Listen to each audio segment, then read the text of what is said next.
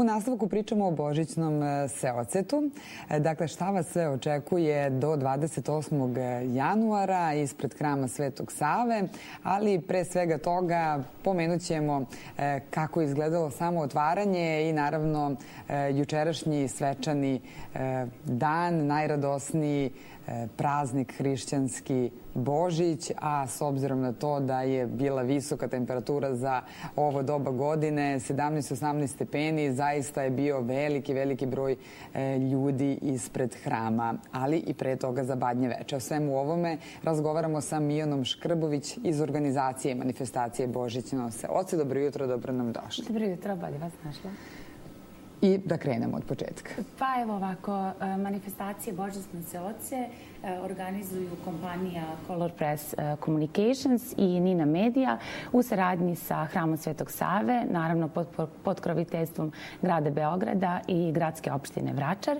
I ova manifestacija se održava prvi put ispred platoa samog Hrama Svetog Save, gde posetioci mogu da uživaju u svakodnevnim nastupima dečijih i crkvenih horova na jedinstvenoj konstrukciji božićnoj jelki, a imamo i glavnu binu koja je predviđena za nastupe muzičkih izvođača, pozorišnih predstava.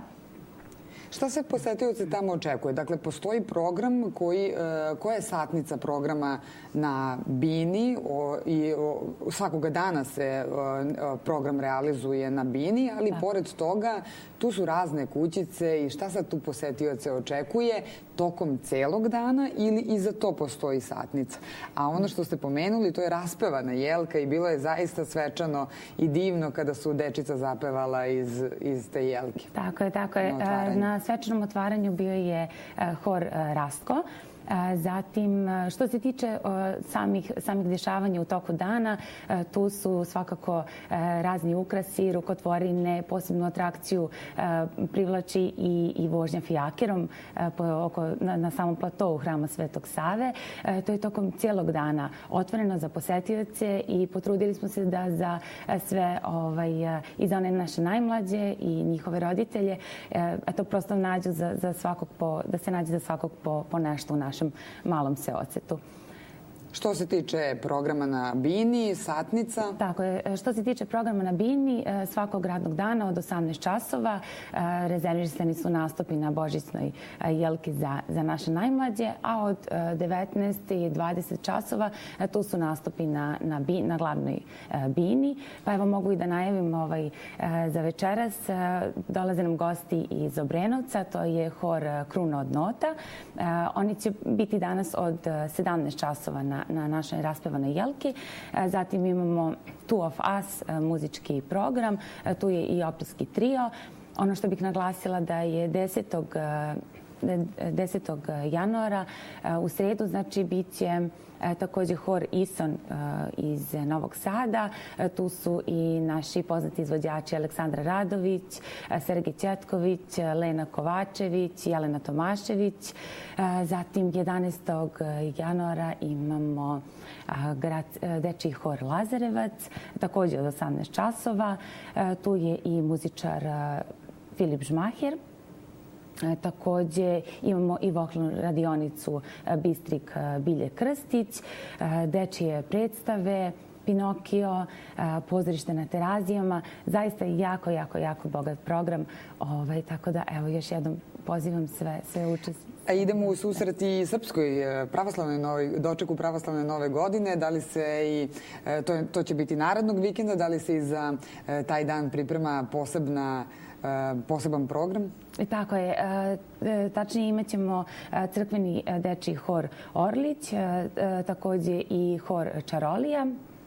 Tu je i muzički program Nemanja Nikolić Trio i Sanja Ugričić. To je ono što smo pripremili za sam doček nove godine, tako da eto, nastavljamo dalje. Do 28. januara.